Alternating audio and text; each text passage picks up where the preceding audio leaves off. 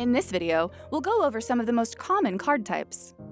Before we begin, card types can be separated into two categories: permanents and non-permanents. Permanents stick around on the battlefield after you cast them, while non-permanents go to the graveyard after their effect resolves. Permanents usually represent physical objects or beings, while non-permanents usually represent magical abilities. Let's start with lands. Lands are some of the most important permanents in the game. Without them, you can't cast any spells. You're allowed to play one land per turn during your main phase. Lands are the only card type that aren't considered spells. Spells require mana to be cast, and lands give you the mana to cast them. Creatures are permanents that attack your opponent or defend you from attackers. They might have special abilities that can help you in other ways too. You can cast them during your main phase.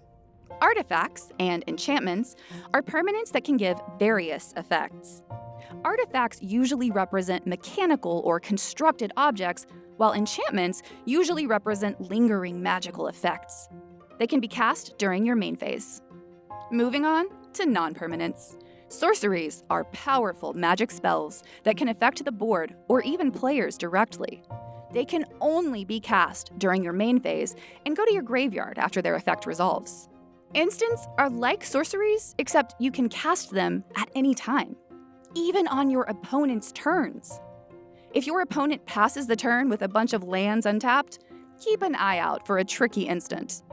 Now you know the basics about magic card types. There are some special ones we didn't mention here, but these are all you'll need to know to get started. Be sure to watch our video on Planeswalkers to learn more about this powerful card type.